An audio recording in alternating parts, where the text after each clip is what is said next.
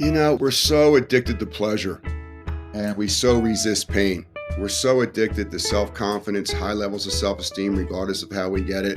And we don't want to feel bad. We don't want to feel inadequate. We don't want to feel like, I've lost my happy gene. And as I pull back from my surface mind and the yoga and the breath, the relaxation leads me into my deeper mind, I begin to see that there's only so much control I have over my life. Welcome to Guys Talking Yoga, a podcast created to help inspire men to consider the practice of yoga for its many benefits by sharing the stories and the paths of other guys. I'm your host, Derek Vanderwalker, and today's guest is Ed Harrold. Ed Harrold wrote a tremendous book called Life with Breath. It's all about learning how to use breath as a tool and as a way to improve the quality of your moments and your life itself. In this conversation, Ed and I start out with his entry into yoga back in the 90s. Ed, like a lot of guys, hit life midlife and struggled with a number of different things. And it was yoga really that helped him learn to connect with what was going on in his body, originally tightness and tension and the challenges of doing yoga, but learning how to work through his breath and his mind. And from there on, it took off. And Ed put together this phenomenal book and has amassed a tremendous amount of experience in the 20 plus years since then. And I just really enjoy connecting with Ed. He's got great energy and a great passion for this stuff. And I think you'll enjoy this discussion. We talk about the core, the mechanics of breathing, the diaphragm, intercostals, the psoas. And if anything, you come out of this with a curiosity of learning more about what Ed's tapped into on this stuff. So thanks for checking this out. I know you're going to enjoy it. Well, I came to the yoga world a broken man. I was in a broken marriage. I was coming off a lot of injuries from competitive sports. My ego was out of control. I was super tight flexibly. Everything was competitive to me, and I was crashing. And then the universe put me in a situation where I went to the Kripalu Center for Yoga and Health in Massachusetts to take a program called the Inner Quest Intensive. And wow. Like when I opened up the hood inside my mind, inside my body, I began to see that, there's a lot of missteps, but nothing that can't be forgiven. Everything is one breath at a time. And there's so many different ways to facilitate transitioning from where you've been to where you are to where you want to go. And I began to just see that, a lot of my fears were unfounded. A lot of my insecurities weren't true. And I kind of recreated my mind. I recreated my perceptions. I recreated what I was going to put out in the universe for the rest of my life. And it all began with controlling the breath. And I've always been an energy junkie. I've always been a rambunctious young boy and, hyper and always busy. And once I tapped into the breath, I was like, oh my God, I can be super dialed in and completely relaxed and calm, just like an animal in nature. Anytime I want to be. Yep. So what brought you to Kripalu? Like, how did you know that was the place you needed to go explore and get on this path? The universe put a young lady in front of me who was a former professional bodybuilder, and her body became broken. And then she got involved in yoga to heal her life. And she sent me up there, and, that feminine energy just really sent me into a whole new education, re-education of myself, physically, mentally, emotionally, and spiritually. Yeah. And when you first started doing yoga the very first time, how did you really start to make the connection between what you were feeling in your body, what you were noticing in your breath, in your mind, and connecting that to what the yoga mat and the class and that environment did for you? Well, I realized almost immediately that I couldn't do it. And I was extremely tight. I could barely touch my knees. And I was like, oh my God, like you cannot do this. It's like, well, why can't I do this? And then as I began to explore, the whys, I began to see that emotionally, I was stuck in a pain body. Emotionally, I was stuck in a story where, I was always the victim or I needed a victim. Then there was the accompanying thoughts that went along with these destructive emotions from my lower self. So for me, it was such a challenge because I couldn't do it. And things physically would always come pretty easy to me in my life. I was pretty gifted athletically. It wasn't that hard for me. It wasn't never any really that great. But at the end of the day, yoga really kicked my ass, and I was interested in why am I getting my ass kicked? When you came out of that retreat, and I'm assuming it was like a 3-day retreat, it was a weekend thing. And this is an area I think where a lot of guys get stuck is like they go to that first class, maybe their wife or their girlfriend or somebody dragged them to that class. They got their ass kicked. They were humbled. Some of them don't come back because it sucked that much, but many stick around because there's something there. What did your practice look like after Kripalu? How did that weave into you and your curiosity in learning how to really utilize this tool, this inner agency, this sense of self that you were just totally taken by? The great thing about yoga is you got to find the style that's right for you based on where you are, what your age is, how you think about yourself, what your intellect is, what's your emotional intelligence, what's your athletic skills. There's lots of different styles out there, and there's thousands of different teachers that present it in so many different ways. So I think it's important to sniff around a little bit and try on different things and see what's right for you. For me, initially, I started with Iyengar yoga, and that was really, really strict. And the teacher was like a Hmm. drill sergeant. And I left those classes so deflated. I was worse than when I went in. I was like, wow, like this really might not be for me. Like I really feel like a piece of shit and I'm worthless. So then I went up to Kripalu, and it was a little different style. It wasn't really, what you look like in the posture. It was like, how do you feel in the posture? It was Mm. done a little bit slower. So there was more of a therapeutic aspect where I could explore what I was pushing away, what I was clinging to, what I was open to, what I was closed to. It was always happening one breath at a time. It was very pranayama centered. So the pranayama was a big third of the three: the asana, the pranayama, and the meditation relaxation. So it gave me permission to come in with all of my limitations and then perceive them differently and then turn them into gifts. Mm.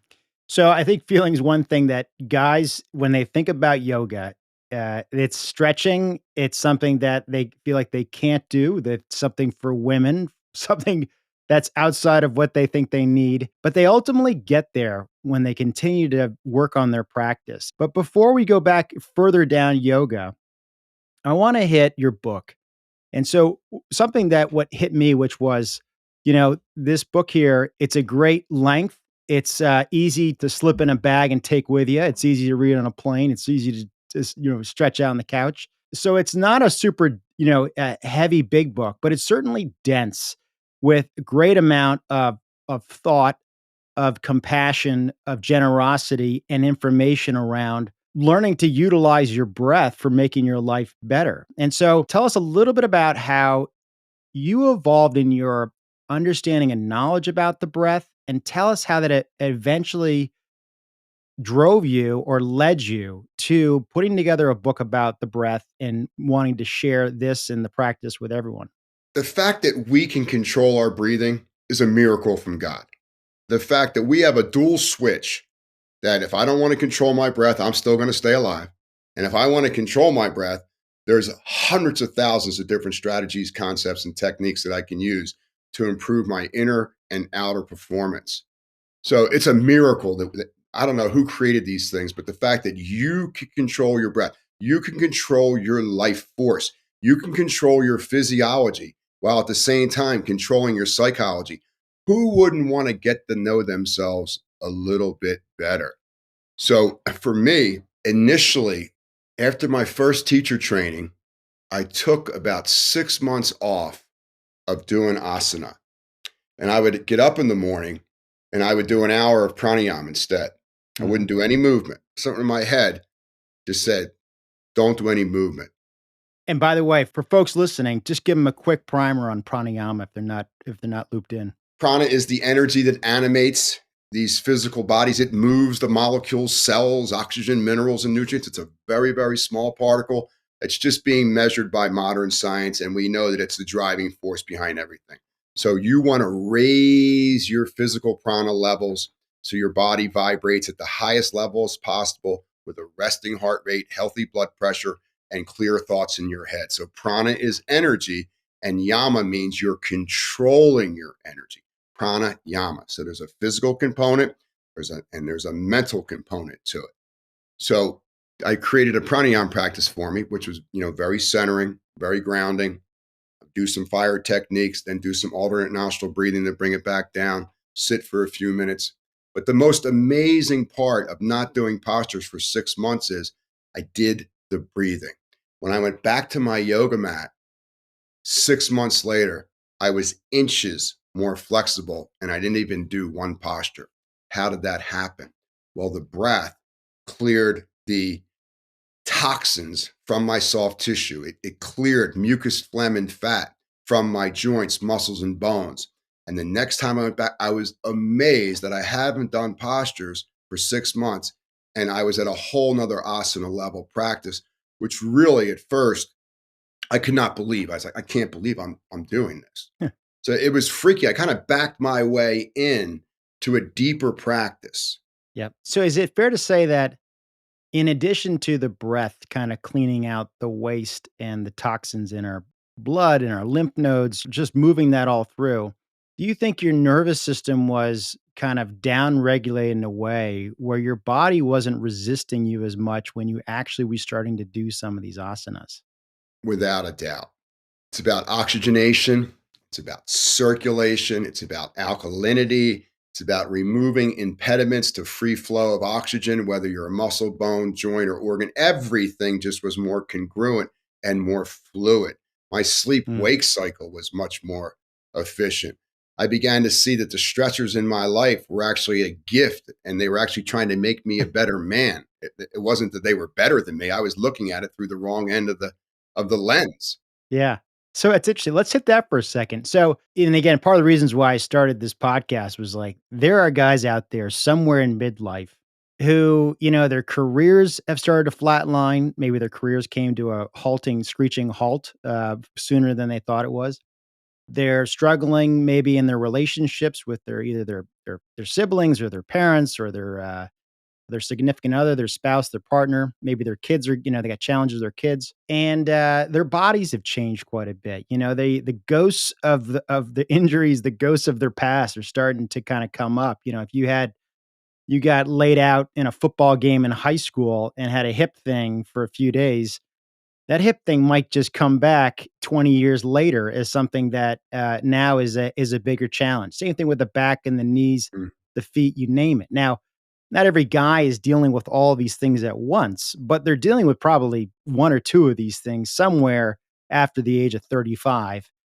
And that becomes a chunk of their existential experiences, like dealing with this and this and that as I'm trying to, navigate the other, getting across the other side of the pond here in life. Mhm. And you've been quite open in your book, and you obviously can tell in the energy, like you picked yourself off the mat with these discoveries, with yoga, with breathing, with figuring how to use the breath and the mind and the body to move through these challenges. But what is it about when we have these challenges, this suffering, whether it is job related, it is relationship related, or it is a physical thing? Why are those things actually blessings that actually can make you better if you learn how to, let's say, ride that wave and sort of surf it out, and by being in control of your momentum and rather than being kind of tumbling inside that wave and getting beat up and thrown on the beach? Yeah, what a great question. But I don't think there's ever been a time in humanity when that question needs to be asked. So, we're so addicted to pleasure and we so resist pain. We're so addicted to self-confidence, high levels of self-esteem, regardless of how we get it. And, we don't want to feel bad. We don't want to feel inadequate. We don't want to feel like, I've lost my happy gene. And as I pull back from my surface mind and the yoga and the breath, the relaxation leads me into my deeper mind, I begin to see that there's only so much control I have over my life. And on some level, I've actually chosen to go through the experiences of my life. And I think if you have a third of your days that you would classify as great, and a third of your days that you would classify as, man, it's raining, it's a really bad day. I don't even want to go out. And a third of your days are okay, you're probably on the right path. If it's Yeah. great all the time, you're probably not challenging yourself. If it's bad all the time, you're looking out, not looking in, because something's missing in your sensory perception coming out. So, the breath is the key to get into the body. Don't like what you see in the outer world. It's a reflection of something that's going on in the inner world. It's just probably requiring a different perspective, different healing. So, getting into that inner world, following your breath into this thoracic diaphragm, and just following that energy down into your gut, down into your low back, down into your pelvic bowl. Like, get in your body, feel all of it, and then stay neutral in your mind. But get present on that inhale, follow that thoracic diaphragm down, feel your spine come straight. Notice the attention level in the mind, and then work on your exhale. Okay, as a culture, men, we've forgotten how to exhale. So riding that exhale to completion is going to trigger a relaxation response. It's going to trigger a calming. It's going to trigger a gap in between the ticker tape of words and numbers and pictures you're watching in your head. So staying on that exhale is the key to another quality inhale. Yeah, you mentioned having that, creating that space in your book to learn how to react to those emotions, those thoughts. It's hard to get into this space physically. People can learn how to lengthen their inhale and lengthen their exhale for different reasons, right? Lengthening their inhale might help, increase your heart rate and your energy a little bit. And then something that I do a lot at night when I'm trying to sleep or can't get to sleep or woke up trying to get back is doing kind of an easy, longer exhale. And Mhm. I got to be honest, like, it works. It totally works. Now, if you've had a couple glasses of wine and a shot of whiskey, like, you got other things going on in your body that's probably screwing up your sleep. But that lengthening the exhale does work. Before we go any further, can you just speak to a little bit, like, how does that simple technique, either with the lengthening of an inhale or lengthening of an exhale, what's really happening with the mind and the heart and the respiratory system when you're choosing to use that technique to actually have agency in what's going on with what you want to achieve? So well said. Learning how to link breath with movement, whether it's physical movement, whether it's mental movement, getting into these flow states where something greater than yourself is moving you through your challenge, super important. If you look at how the body's made up, a lot of guys were just upper chest breathers. We got the thing out, we're all bad. And there's a place for that. Okay. But at the end of the day, God doesn't have any ribs here. So if you can take this thoracic diaphragm muscle, okay, which regulates the length, depth, and pace of your inhale, and you can just follow it into here where there's no ribs and just get a little expansion through these organs and get that downward pressure supporting low back function. So your digestion is always amplified. You massage your enteric nervous system where there's a boatload of serotonin and dopamine. So you feel good and you're calm about yourself. So getting that breath down to here where there's no restriction, super important to the heart rate and super important to your brainwave activity. Now, as this inhale evolves, you're going to have in a situation where these intercostals are going to collapse and your ribs are going to flare like gills. And you want these ribs to become elastic. So they're like rubber bands because the lungs are great. There's two of them, but they're not muscle, they're tissue. So when the lung tissue presses up against steel beam ribs, hey, you're only going to have so much ingoing energy. And it takes a tremendous amount of energy for you to be you. So take advantage of the fact that getting that, training yourself to just get that inhale where the upper abdomen, the solar plexus swell out into your fingers. You'll feel the floating ribs pull down on the stomach, spleen, liver, gallbladder, the energy centers of the upper solar plexus and abdomen, and then ride that inhale all the way up to rib 1 and rib 2. So, guys, getting that breath to go down into your body is going to change you almost overnight. Yeah. And you're going to have a lower heart rate. You're going to have a higher heart rate variability score. So there's spaces in between the heartbeat. What's that mean? That means there's going to be little gaps in your mind where you can pick and choose and pivot where you want to go mentally and emotionally, physically, spiritually. So getting that breath to go down into the belly and resist bringing the breath up into here. Yep. Why? Because the lungs are pretty smart. The lower part of the lungs are parasympathetic. They're oxygen rich. They're hemoglobin rich. They're calming serotonin nerve endings to promote digestion, elimination, fat burning, optimal circulation, optimal alkalinity. Now, the top of the lungs are different. They're kick ass cortisol, adrenaline, sympathetic charge energy, big heat. You don't want that. Okay. Unless you're being chased by a lion or you're going over the handlebars on the bike, you want to train yourself to first come into the moment cool and then rise the energy up. So the fire that you have here is cooler. You're burning fat all day long, not storing fat, and you're being super efficient in the mental world. So you're choosing what's happening. It's not choosing you for how you should behave. That's just the inhale. I love it. But first of all, before we go any further, I know you and I have spent a lot of time reading anatomy books and understanding what's what. And, I'm sure some people are aware of the diaphragm, they know it exists. Huh. But tell us, what is the diaphragm? Where is it? And what is its primary role and responsibility? So once you start to create a relationship with your diaphragm, your whole life, physically, mentally, and emotionally, will change in just about a week. You will completely see everything different. So this is actually, people won't tell you, it's an organ.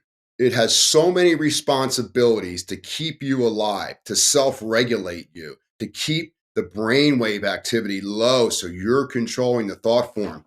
So you have this amazing diaphragm, and it's a horizontal shaped muscle that separates the belly from the chest cage. It actually starts at lumbar 4-5, and it has these spindles that come up like a parachute that holds this unusually shaped muscle in place.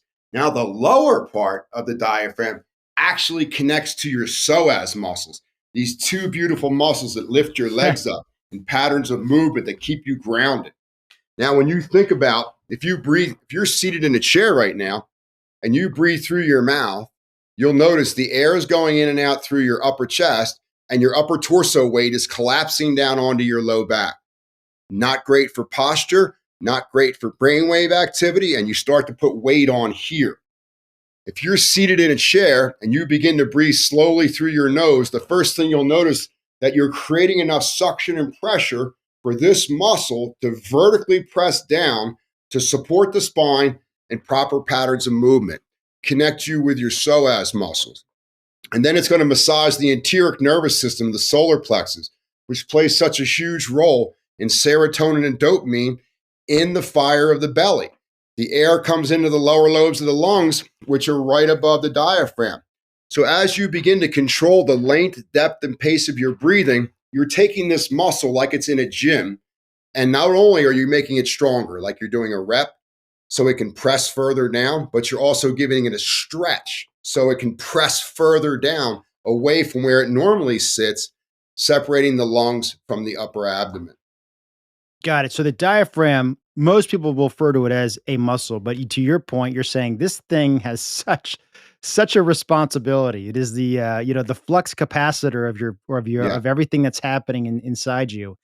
That it's really almost like an organ. The diaphragm connects on your lower thoracic vertebral Yeah. bodies, right? It connects into probably through the connective tissue into the psoas as well, or they are so close to each other, they're practically, interwoven, but they're super close. It is just over the organs, but underneath the ribs. Is that right? Yes. And now, so you've got this diaphragm that, for most people who aren't paying attention, is not descending and lengthening as much as it should, as you were sort of showing us. Like the diaphragm is meant to drop all the way down. So when you think about your belly button or your beer gut, it's like going down, really like it has the intention of getting to the bottom of your pelvis, like really trying to reach the bar stool, like it's trying to go way down there. But it doesn't always get there because either people aren't consciously thinking about it or they're just so tight in their core or so weak in their core or so they don't have the ability to really like us, flexing a bicep. We know how to pick up that dumbbell and curl it up. People haven't really figured out how to really learn how to lengthen the diaphragm nor even strengthen the diaphragm. And so before we go any further with the diaphragm, before I even knew ribs could move, or before I knew about the intercostals, I realized that the ribs actually had a purpose to move. You know, if you're not breathing, you're not paying attention, your ribs are not moving. What are the intercostal muscles? So there's two layers. There's the internal layer, which we don't see, and there's the external layer that you can feel if you work your fingers in between the ribs. So respiratory muscles are skeletal muscles. You're never going to see them in a mirror, but you can feel them kinesthetically contracting and relaxing. One of the great secrets of respiratory breathing or controlling the breath is that these muscles do not have the same fascia or soft tissue as the external layer. In other words, I can pinch my forearm and I feel that. But like the thoracic diaphragm and these internal intercostals, they don't have sensory nerves like what we have in the external body, because why would the creator do that? You want sensory nerves to pick up your environment and make decisions according to the environment that you're in, fundamentally safe, unsafe. So the more that you practice these breathing exercises, what's actually happening here is that you're becoming more aware of the deeper layer of the body. And the deeper you go into your body, the deeper you go into your hippocampus as an adult, and the deeper you go into your mind, your higher mind. So there's a level of attention there that is very different than someone who isn't paying attention to his breath. In other words, I can do whatever I want to do and still pay attention to my breath. In other words, I can go up and open this door over here and I can still say to myself, well, I want to get up on an inhale, not an exhale, because the diaphragm's moving down on the inhale. It supports my legs. It's a one-piece takeaway. It's very smooth. I never want to get up on an exhale. And I'm just linking breath and movement and going to that door. But I'm doing it in a meditative way. The mundane things in life are the gateway to the super great things in life. We have a tendency to turn off when it's like I'm just doing the dishes or I'm doing laundry. Everything counts. That's the great thing about life. And it all happens one breath at a time, Derek. So you have these moments of really, as you say, being somewhat meditative and tuned in as you're making movement. As we were talking there, I was thinking about, listen, a lot of guys love playing golf. A lot of guys, have great moments and not so great moments on the golf course. When I look back on learning a golf swing, there's just so much crap to have to figure out and think about. And over time, people get better at hitting the golf ball more naturally, and they're not as, worried about every single piece of alignment in the body. When standing up to the ball, really learning how to breathe and check in. Like I think about that, the diaphragmatic breathing that you just walked us through. Number one, gives you a chance to really learn to relax the nervous system. Two, doing a few diaphragmatic breaths is going to warm up your core and protect your back as you swing. And you're going to have a sense of really connecting. And, I think to go back to what you shared about some of the geographical points of where the diaphragm connects, I had a psoas injury years ago. I won't go into explain how it happened, but I basically yanked the upper attachment of the psoas, probably around T12L1. I didn't know what the psoas was then. I had this incredible spasm, in my back. And it took me a long time to realize that that's where the injury was. Well, in my recovery, I was very protective of my lower back because of a spondylolisthesis at L5S1. I was very fearful of any movement. And over the years, I got very shut down with my back and my movement. And I think it totally screwed up my breathing. I mean, I was not familiar with the diaphragmatic breath, but anyone who's got lower back issues at L4, L5, chances are you're consciously or unconsciously protecting that space. You're Right. afraid to even breathe back into it because you just think you're just going to put your bulging disc into your stenosis. And the reality is, you got to find a way to work in there gently and get agency and get kind of strength and get tone. And I've realized in hindsight how much more anxious I was because my diaphragmatic breathing was limited because that diaphragm wasn't coming all the way down to the pelvis.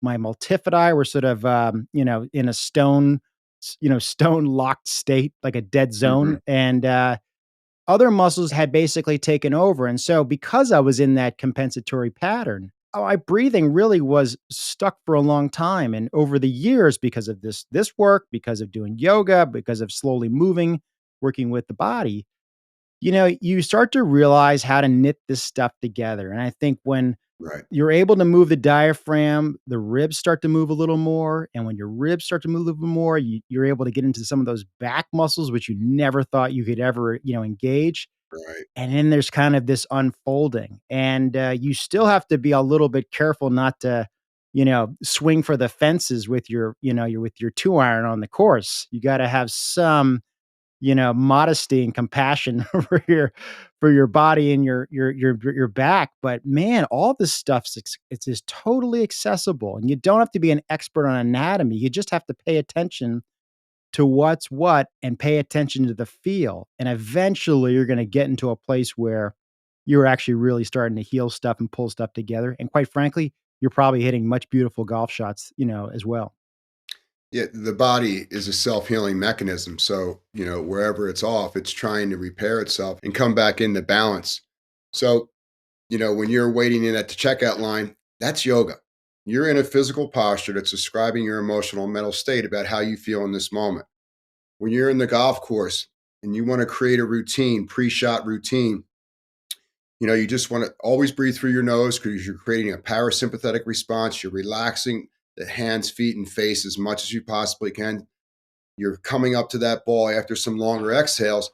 And what you want to do is on the inhale, you're taking the club back.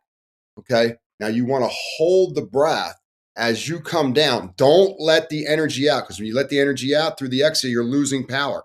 As you strike the ball, then you begin your exhale, which will release the body and you'll have much more flexibility on the backswing. So when I'm working with golfers, we always inhale away and we hold in through the strike of the ball. Because number one, okay, when I hold the breath, I'm at a lot more focused.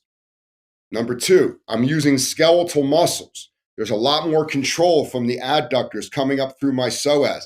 The diaphragm is being held down, so my lower and upper body are one, not two separate pieces. The golf swing itself is probably about 50 different yoga postures taking place in a second. So when you hold that breath in, you're not letting the power out. You're working with the skeletal muscles. Then as you strike the ball, then start your nostril exhale, and you'll get a much longer release, a much bigger back bend, and you'll hit the ball 10 or 15 yards further almost immediately at every club, just about every club. That was a killer nugget, and the fact that holding your breath as you're hitting through the ball. I'm so used to I don't play as much golf as I used to, but I'm sure that breath was I'm already exhaling before the club's even below my knees. Right. And you're thinking like you're swinging at a baseball. You're just gonna put everything into it and just hit it. But, that is so spot on for having the Mm. focus, having the focus and being able to hold that. Also, at the same time, I think holding that breath, you're also not only engaging your core more, but you're also protecting your lower back as well. So you're not actually throwing that sucker out. So, man, that's a great nugget. As we sort of head towards a close, I do want to give some time for you to speak to Life with Breath. I want to hear a little bit on how'd you get the notion, how long it took you to write Life with Breath, how did you structure the book? So when people are checking out the book or looking to buy it, like what's in there that they're going to learn from and understand when they buy and they read Life with Breath? Well, I tried to tag as many of the bases as I could. I wanted to create a book where I basically everybody could play, regardless of your age, lifestyle, how you feel about yourself, where you are in the world. So something that was open to everyone. I wanted to provide a little bit about my background, how I was coming to this as a professional athlete and then owning yoga studios for 15, 20 years. I wanted to give you enough science that I didn't make you sick. I just wanted to give you enough science like, this is something that I think you're really going to resonate with very, very quickly. Then I wanted to give folks a 30-day program where they could just start, at the kindergarten level of breath control and learn how to slowly have an awareness around the breath, what happens when you breathe, different breathing strategies, maybe little different breath holds, maybe breathing fast through your nose, maybe learning how to alternate nostril breathe so that you can focus and fall asleep at night and be more engaged in things in your life that are important, how to add targeted little mouth breathing techniques, and then also give you kind of a physical, mental, emotional, spiritual little bullet on each day that gives you something that's going on in your body in this particular technique, something that's going on in your brain in this particular technique, something that's going on in your emotional intelligence in this technique, and then also something that the spirit that's inside each of us is also there with us. Yeah, it's great. And you've got a number of great quotes in there. And I think it's not easy to come into the philosophical and sort of mystical aspects of a yoga. And not everyone wants to get in that stuff. What I appreciate, and I think what comes out of learning immense amount of agency and power and wisdom that you have in your body, it's just totally untapped. It's like everyone talks about artificial intelligence. I'm like, dude, how about the original intelligence that's just sitting Right. within you? So I think your book creates opportunities for people to really like consider this philosophical drop that, Ed's put in here, because you've got so much packed into this. And I think it's an opportunity for people to really hook on to ways of thinking about this stuff beyond just the mechanics and just being a tool that it's just going to improve your day or your golf swing. I totally appreciate that. I look at it as the breath is a tool so that guys, you can get your story out before it's too late. There's body, there's mind, and there's time. And Yep. the relationship that you have with that is closely linked to how you're breathing. It's so important that you get your story told, that you go deep into the adventure that you can feel inside you that's calling you to continue to grow, to put away childish things, to just go for it. And the breath is going to show you something amazing. It's going to show you shortcuts where you can take in your mind, where you can take in your body, where you're not going to lose quality. Usually, when you Yep. take shortcuts, there's a watering down of your original thought or your original intention. The breath is the only thing that has showed me shortcuts to get from point A to point B that I didn't lose any of the original quality, the intention that felt so good to me when it first came to me. Yeah, that's awesome. So, Ed, for those who are listening who want to find your book, who also want to know what's the best way to find you. You can get me at www.edharrold.com. That's two R's in Harold. And I do private sessions. I work with teams. I have books. I have online trainings, 15-hour, 25-hour. I have a year in breathing program. It's a 12-month program that when you come out of that, your finest self will be present with you the whole way through. But at the end of the day, if I could just say to everybody, especially the guys, don't be so hard on yourself, man. It's not important. Hold yourself accountable. At the end of the day, be content, but never satisfied. I love it. Thanks for joining us, man. I look forward to staying in touch. And everyone should go out and grab this book because I think this is one of the short list of books to help you get into this stuff. I think Life with Breath is it's awesome. Derek, you're a great host, man. It was great to be with you. Thanks for all the questions and your awareness.